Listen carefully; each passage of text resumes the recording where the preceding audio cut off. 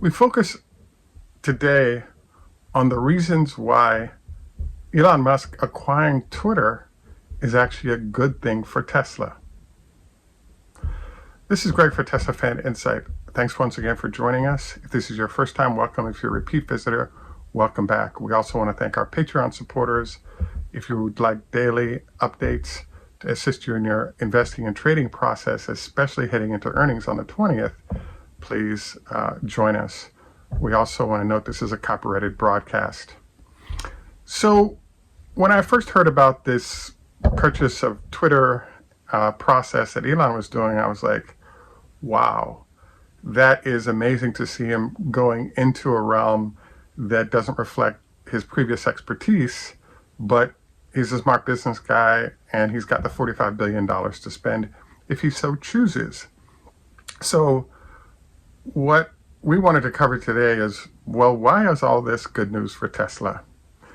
Well, as you know, Elon articulated that 45% of his time is allocated to working on issues affecting Tesla, and then each of the other operating companies he's involved with gets a diminishing share of his time.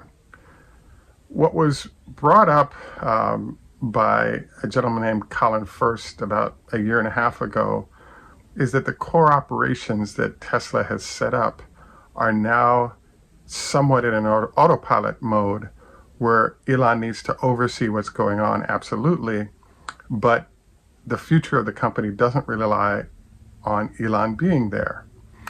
So I wanted to dive into this further. The first item of 5 that I'd like to cover today is the fact that Elon has what I call the 90-day boredom phenomenon. So what we've found is if there aren't any, Elon is a very crisis-oriented manager where he loves to come up with solutions, particularly technical solutions to problems that the company might be having. And so the problems he particularly likes to work on is ones that are very challenging and therefore require energy and time from him and the management team to solve. Now that we have 4 factories up and running, the only sort of big technical challenge lurking is can he negotiate with the Chinese to allow the truckers to bring in parts for the Shanghai factory. And we'll see how this works out, but they've actually got workarounds even for this problem. So Elon getting bored with everything going well can result in a lot of chaos. I'll give you 2 examples. Number 1, the Model S door handles. The door handles look really cool, they pop out, etc., is attractive. The problem is that they're the number 1 warranty item that the company has. So Elon introducing this, several employees made the point was he's introduced a problem where there's already a workable solution, which is regular door handles. So as you know, this thing resulted in frozen door handles in cold climates and other problems over time, but it seems to have calmed down over time. Another example of things going well and Elon deciding to introduce something interesting, creative, was the gull wing doors on the rear of the Model X. Very cool idea. They look great. There's a functional reason to have them in terms of egress and access to the rear seats. But as been talked about by a lot of folks, that feature nearly drove the company into bankruptcy. So I wanted to highlight the fact that when Elon is allowed to go to his maximum of creativity, there can be new ideas introduced that represent very difficult challenges for the company that might put it on the verge of bankruptcy or getting into a lot of trouble. So if we have a nice little distraction in the form of just a $45 billion, 1/4 of his net worth project for him to work on, this reduces his need to flow into the factory and start doing sort of cool experiments that represent incremental optimizations for a small amount, but the incremental dollars that his innovations introduce create a lot of chaos within the factory.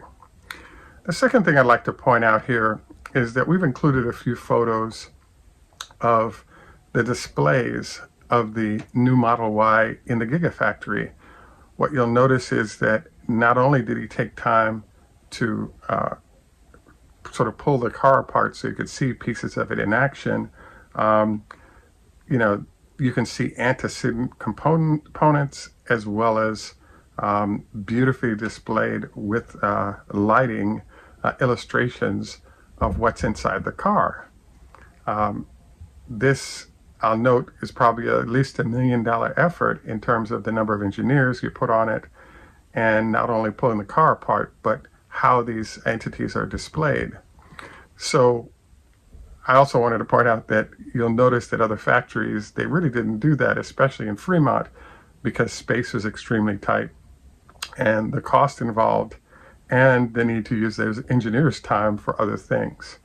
So I don't see it being a problem as a sidebar issue to have some engineers working on this. But the general point, though, is that we're kind of in a zone now where it's not a big deal because so many things are going right for Tesla and the numbers are looking great. Now, this is the further point. One of the things you'll recall is on the early side of Tesla, as in 5 to 7 years ago, Elon was actually taking money that should have been used for SpaceX to actually help to strengthen the financial footing of Tesla.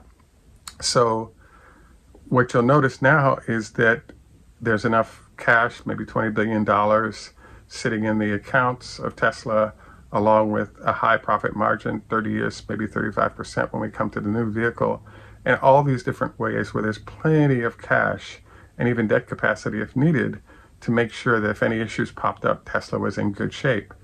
So Elon now has the freedom to use the capital he has access to in the form of margins, loans against his stock ownership of Tesla to go out and do other things that are creative, like buy Twitter and sort of walk it through a process he feels will make it more successful. Can he do it? Hey, nobody's arguing against him because he's been extremely successful, and I think he has a clear idea what he wants to do. My opinion is, I think it's a bad idea because he's already got a free service where he has 80 million subscribers, and he has a great working space through Twitter that I think is pretty awesome. And then the other thing I don't see in it is, yes, Twitter's gotten to a certain size, therefore it has a certain value, but the growth rate of the company can really influence what the future market value of that company might be. And unless he comes up with some really, really cool new stuff, I just see the growth rate of Twitter being what it has been. So it's doing fine, making money. So I don't think he'll lose money, but I believe he does have a clear idea of what he wants to do to energize the company and have it perform better for everyone involved, including the only shareholder, which would be him, or he and his group of shareholders. So the next thing I wanted to point out is what I call Elon's emergency process. Now, I think you'll notice, I mean, he talked about this last year, when there were some question marks about missing target numbers that analysts wanted to see, etc. Elon was not above being part of the delivery process himself, bringing his mom in, and writing letters that would implore employees to push hard to reach the numbers. You'll notice that we haven't seen that in the last couple of quarters because they've done a good job of expanding production at all facilities. And, as a result, it's more of a sort of, we get it done pretty easily rather than having to sweat bullets at the end of the quarter to make our numbers. So therefore, it's my belief that the numbers coming up will actually be extremely good, but they're sort of influenced by the fact that really what the deal is right now is how many vehicles are coming out of the new production facilities, and therefore it bolsters the numbers across the company. The final thing that I believe is illustrated by Tesla, or Elon's willingness to sort of move away from sort of micromanaging or hands in on Tesla more, is kind of something I call Game of Thrones within Tesla. So what's actually happening sort of beneath the surface that's not obvious is that when it comes to Tesla, there's a lot of really smart engineers that are, let's say, sub 40, in their 30s, even in 20s. So if you're brilliant in your engineer, want a place to work where people honor your capability, they're getting a lot of great people from all around the world and from the best schools in the world to be a part of their team that helps bring innovation to Tesla and keep it doing well. So what I thought was fascinating here is the fact that one of the problems companies like Tesla and all the other companies have is if you have a company that's doing well, it can be very hard to reward young, smart folks with things that they can work on. So Tesla has a very flat management process where they try to bring people up rapidly, to have a lot of responsibility within the company. So I believe that as Elon pulls back on time spent, it leaves room for other senior managers to really help put their thumbprint and impact on the firm, which I think is more of an incentive for them to stay. One of the byproducts of this little process that you'll notice is that between Lucid and Rivian, on the engineering side of the house, Tesla's probably lost half the people in the engineering side of the house, but haven't missed a beat. So what this illustrates is the fact that those are good people. They're off running other companies or significant jobs in other manufacturers, and Tesla's been doing well despite. There are a lot of news articles that articulated that, Tesla lost this, that, or the other person, so therefore this could be a sign of the company coming apart. But in reality, it's a good sign that good people are well trained and are in demand enough to expand off into new greener pastures, and the company keeps rolling with new folks and the younger folks that might have been there previously. I even heard that there was even an issue in the case of Jerome Guillen, of folks somewhat being forced out because the younger guys want the opportunity to sort of guide something rather than sit underneath and sort of later on get opportunities. And you'll notice that Tesla gives folks opportunities in 20s and 30s, whereas for the major global autos, you're in the 40s and 50s before significant decision making is handed down to you, because there are so many people in the hierarchy. The layers of management are so thick that it's hard to get your opportunity until you've risen to fairly high levels. So I overall believe that Twitter will do well under Elon. It'll make money. He's a great manager, strategic thinker, and then bringing that to real deal outcomes. And it'll be fun to see what he does. But the reduction of attention time to Tesla, I believe, will be beneficial, primarily because the core operating principles Tesla is moving with are excellent. I've got a huge backlog of people that want to purchase the vehicles. And if they don't have to get into new projects that he might generate, I believe the quality of execution on what's already on the table is going to be at a very high level. And so if his allocated time drops by 20 or 25% from where it is, I don't think the company will miss a beat. And that's why I believe he's doing this. So were they in trouble on any of the metrics or fronts we're talking about, it's my belief that he wouldn't have done this deal. But he's a very, very bright guy, and he needs some technical or other challenges to allocate to some of that time that he really doesn't have to put into Tesla anymore. So we really look forward to some good numbers on the 20th, as well as how many cars were already produced. That'll be part of what we'll see for this coming quarter, and answers to other questions like, what is Tesla going to do about the production that's supposed to come out of Shanghai?